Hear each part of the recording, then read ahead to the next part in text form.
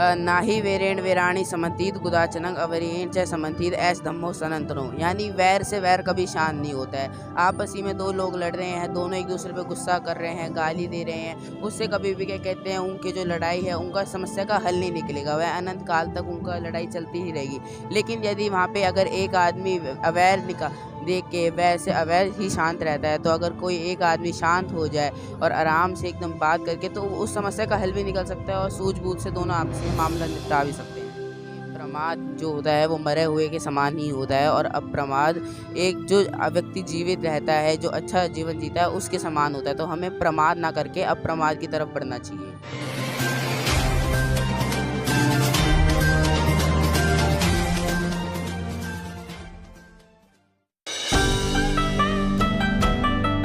नमस्कार, आप देख रहे हैं NB News 24/7 नीलम बोध के साथ। और साथियों, आज हम आगरा के उस पावन धरती पर जहां पर कि 18 मार्च को परम पूज्य बाबा साहब चलकर आए थे, और उन्हीं परम पूज्य बाबा साहब ने जिस तरह से आगरा के लोगों में एक धर्म क्रांति का संचार किया था, उसी धर्म क्रांति को बढ़ाने के लिए आज जिस तरह से हम देख रहे हैं कि जो राष्ट्रीय बौद्ध महासभा लगातार पिछले काफी सालों से सक्रिय रूप से काम कर रही है, और उसी का नतीजा आज आपको आगरा के इस पावन धरती पर देखने को मिल रहा है। यहाँ पर हजारों की संख्या में, चाहे मैं उपासकों की बात करूं या उपासिकाओं की बात करूं या धर्म को जो आगे बढ़ा रहे हैं, धर्म के प्रचार में जो लगे हुए हैं, उनकी बात करूं, आप देख सकते हैं कि कितने सक्रिय रूप से और कितने उत्साह के साथ में इस कार्यक्रम में अपनी भूमिका निभा रहे हैं। तो वास्तव में सुंदर नज़ारा देखने लायक है, और इस नज़ारे को देखकर आपको लग रहा होगा कि भारत कहीं ना कहीं बुद्धमय की तरफ अग्रसर हो रहा है। और जिस सपने की बात परम पूज्य बाबा साहब बहुजन समाज के महान तमाम पुरुष करते थे कि भारत बौद्ध में है, और उसी बौद्ध में सपने को साकार करने के लिए आज जिस तरह से राष्ट्रीय बौद्ध महासभा है वो लगी हुई है। और इसी कड़ी में आज हमारे साथ में एक ऐसा बच्चा है जो कहीं ना कहीं धम्मपद की गाथाओं के कारण बहुत ज्यादा चर्चाओं में रहता है। उसे एक मुलाकात कराना चाहूंगी मैं उस बच्चे से। बेटा, नाम क्या है? तुषार बौद्ध। तुषार बौद्ध कहाँ से आए हैं? दिल्ली से। दिल्ली से चलकर आज आगरा आए हैं। तो तुषार, जानना चाहूंगी जिस तरह से धम्म कारवां आज निकल रहा है, इसको देखकर कैसा लग रहा है आपको? जी, बहुत अच्छा लग रहा है। जैसे बहुत ही भरपूर मात्रा में क्या कहते हैं बाबा साहब के अनुयायी लोग आए हुए हैं, और अच्छा लग रहा है कि जो बाबा साहब का मिशन है वो ग्रो कर रहा है। जो ग्रो कर रहा है। तुषार, हम अक्सर देखते हैं कि आप धम्मपद की बहुत सारी गाथाएं सुनाते हैं, और अक्सर हम देखते हैं कि बच्चे कहीं ना कहीं पाली बोलने में बहुत ज़्यादा संकोच भी करते हैं और बोलना नहीं आता है। तो हमारे दर्शकों को खासकर धम्मपद की माध्यम से हमें कुछ गाथाएं सुनाए और उनको संदेश दे कि धम्मपद की गाथाओं के माध्यम से किस तरह से लोगों का एक चहुमुखी विकास हो सकता है। जी देखिए, जो धम्मपद की गाथा हैं वह आपको क्या कहते हैं जीवन में सुखी तरह जीने से बहुत मदद करती हैं, और तथागत बुद्ध ने कई सारी ऐसी गाथा दी हैं। तो उसमें से मैं आपको एक दो गाथा सुनाना चाहूँगा। मनोपुपगमा धम्मा मनोसेठा मनोमया मनसा चय पदुठेन भासती वा करोति वा ततो नंग दुख मनवेति चक्कंग वह तो पतंग। यानी इसका अर्थ दिखाया जाए कि क्या कहते हैं जो भी कार्य, जो आप जो भी काम करते हैं, व्यवहार करते हैं, वो सारे आपके मन में ही मतलब उत्पन्न होते हैं। जो भी आपके मन में विचार आता है वो ही आपके बाद में जाके व्यवहार में आते हैं। तो इसलिए आप अगर जैसे मान लीजिए कोई भी काम अगर आप दुखी मन से करते हैं तो आप बाद में जाके मतलब दुखी ही रह पाएंगे। अगर खुश मन से करते हैं तो आप सुख में रह पाएंगे। इसलिए हमको जो भी काम करना चाहिए वह दुखी मन से ना रह के मतलब सुखी और समता मन में रह के करना चाहिए।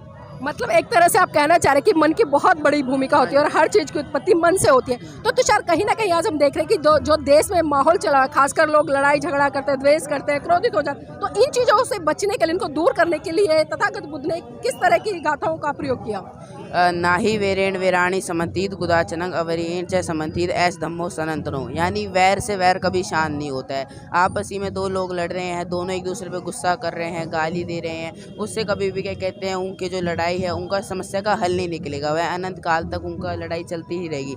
लेकिन यदि वहाँ पे अगर एक आदमी अवैर देख के वैसे अवैर ही शांत रहता है, तो अगर कोई एक आदमी शांत हो जाए और आराम से एकदम बात करके, तो उस समस्या का हल भी निकल सकता है और सूझबूझ से दोनों आपसी में मामला निपटा भी सकते हैं। जी, तो देखिए, बहुत अच्छी बात कही कि वैर से वैर कभी भी शांत नहीं होता। लेकिन आज हम देख रहे हैं कहीं ना कहीं अगर एक व्यक्ति ने एक बात कह दी तो दूसरा इतना क्रोधित हो जाता है कि उसके पलटवार के लिए 10 बातें उसको बोलने के लिए तैयार होता है, और वही 10 बातें आपस में गाली गलौज का रूप ले लेती है। फिर इतना हिंसक हो जाते हैं कि लोग हत्या तक पर उतारू हो जाते हैं। लेकिन धम्मपद की गाथा के माध्यम से तुषार बौद्ध ने जो बताया, बहुत ही अच्छा संदेश दिया। तो तुषार बौद्ध, ये जानना चाहूंगी कि धम्म आखिर है क्या? सब पापस्य करणं कुशलस्य उपसंपदा सचित पर्योदपनं एतं बुद्धानुशासनं। तथागत बुद्ध ने यह धम्मपद की गाथा इसलिए दी है ताकि लोग धम्म को समझ सके। जब उन्होंने कहा कि सब पापस्य करणं, कुशलस्य उपसंपदा सचित पर्योदपनं एतं बुद्धानुशासन, यानी सभी पापों का ना करना और सभी अच्छे कार्यों का करना ही इसे ही धर्म कहते हैं। तो साथियों आप समझ सकते हैं कि यहाँ पर जो धर्म की डेफिनेशन है कितनी महत्वपूर्ण, क्योंकि धर्म को लोग कहीं ना कहीं कर्म कांड से जोड़ते हैं, पूजा पाठ से जोड़ते हैं, लेकिन अगर सही मायने में हम धर्म की बात करें तो धर्म का जो उद्देश्य है कि एक सच्चे चित्त का निर्माण करना, गलत चीजों से बचना, गलत आचरण से बचना। तो तुषार जानना चाहूंगे आपको पाली भाषा में और क्या क्या? पाली भाषा में मेरे को पंचशील आता है, तीर्थ आता है, बुद्ध वंदना, धम्म वंदना, संघ वंदना आती है और जय मंगल अटकाता भी आती है और दंपत के कुछ पद आते हैं। तो हमारे दर्शकों को कुछ दो लाइन, चाहे वो वंदना की हो या बुद्ध वंदना हो या फिर पंचशील की जो बात करी आपने या नमन की बात करी, कुछ थोड़ा सुना दें। जी, बुद्ध वंदना की मैं थोड़ी लाइनें सुनाना चाहूँगा। एतिपिसो भगवारहं सम्मा संबुद्धो विद्या चरण संपन्नो सुगतो लोक अविदो अनुत्तरो पुरुष धम्म सारथि सत्ता देव मनुष्यानं बुद्धो भगवाति। मतलब तुषार आपको काफी कुछ आता है, तो जानना चाहूंगी क्योंकि बाबा साहब ने जिस तरह से तमाम देश के लोगों के लिए काम किया, लेकिन आज कहीं ना कहीं हम देखते हैं कि लोग उनको जाति के आधार पर बहुत छोटा कर देते, तो क्या लगता है आपको? जाति के आधार पे छोटा, देखिए जो बाबा साहब ने संविधान बनाया वो इसीलिए बनाया ताकि कोई भी किसी के उस पे जाति या किसी के रंग रूप पे उसके आधार पे किसी के साथ कुछ वो ना कर सके, डिस्क्रिमिनेशन।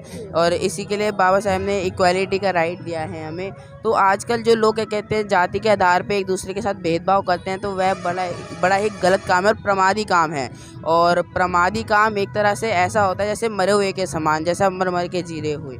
तो इसलिए हमको क्या कहते हैं, ये जो क्या कहते हैं सामाजिक जो भेदभाव करते हैं, जाति आधार पे जो भेदभाव करते हैं, उसलिए वो हमको नहीं करना चाहिए। वह बड़ा ही गलत काम है। और बाबा साहब ने हमको यही सीख दी है कि उनका जो पूरे जीवन की उनकी जो लड़ाई थी वो इसी के लिए थी ताकि कोई जाति के आधार पे भेदभाव ना कर सके और सभी को समान हक से जीने का मौका मिले।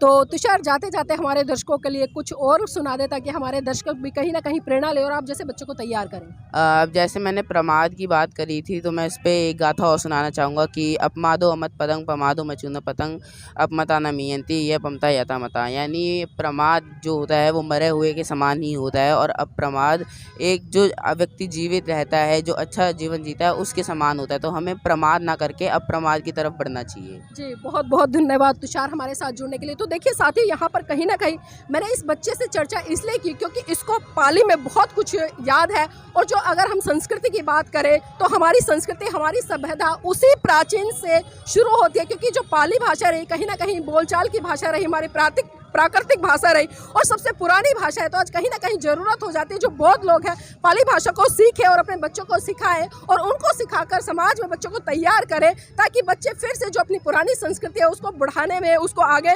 प्रचलन में लाने के लिए कहीं ना कहीं प्रेरित हो और ऐसे बच्चों से सीखे। इसी कड़ी में मेरे साथ में सर हो रहे हैं, उनसे भी जुड़ने का प्रयास करूँ। सर, जिस तरह से आज इस धम्म कारवा का आयोजन किया गया तो क्या लगता है इस तरह के धर्म कारवा के जो कार्यक्रमों से धम्म को गति मिल सकती है?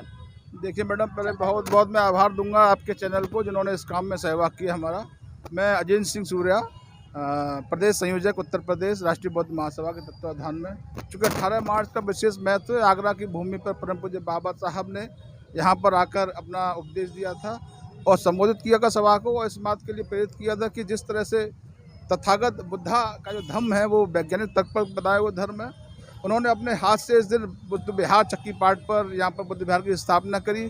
उसी क्रम में आगरा वासियों का ये प्रयास रहता है कि हम राष्ट्रीय बौद्ध महासभा के तत्वाधान में हम यहाँ 18 मार्च को उनको याद करते हुए, श्रद्धांजलि देते हुए ये प्रयास करते हैं कि उनका संदेश और जो उनका जो विचार थे वो जन जन तक पहुँचे। इस क्रम में ये आज 18 मार्च 2023 को एक धम्म यात्रा पूरा आगरा शहर में निकाली जा रही है और हमारा प्रयास है कि धम्म यात्रा के माध्यम से जन जन तक उनका संदेश जाएगा। और जो हमारा प्रयास है, जो उद्देश्य है बाबा साहब का कि घर घर तक धम्म की पहचान हो, चूँकि घर घर दीप जलाएंगे, बौद्ध धम्म अपनाएंगे, इस नारे के साथ राष्ट्रीय बौद्ध सभा ने अपना कार्यक्रम शुरू किया है और बड़ा पूरे देश के लोग यहाँ पर एकत्रित हुए हैं और इतना बड़ा सहयोग कि 18 और 19 2 दिन का ये कार्यक्रम रखा गया है, जिसमें हमारा प्रयास है कि जितने भी हमारे बुद्ध अनुयायी हैं, चूँकि हमारी अंतर्राष्ट्रीय स्तर की शाखा है विदेश प्रशासन, गुजरात हो, चाहे वो छत्तीसगढ़ हो, चाहे वो आपका उत्तर प्रदेश हो, मध्य प्रदेश हो, राजस्थान हो, सभी महाराष्ट्र हो, सभी पूरे देश के अनुयायी यहाँ पर आए हुए हैं और विशेष ड्रेस कोड में व्यवस्थित तरीके से शांति मार्च यात्रा निकाली जा रही है, जिससे संदेश दिया जा रहा है आगरा वासियों के माध्यम से पूरे देश को कि जिस तरह से बाबा साहब ने और ये मानते हुए कि एक तथागत द्वारा स्थापित धम्म, बौद्ध धम्म ही एक माध्यम ऐसा है जो कि वास्तव में देश को जो है अग्रसरता की ओर, विकसित की ओर ले जाएगा। इस क्रम में हम लोग प्रयास है कि हम इस संदेश को दे सकें। और सभी साथियों को जय भीम, नमो बुद्धाय। जी बहुत बहुत धन्यवाद सर।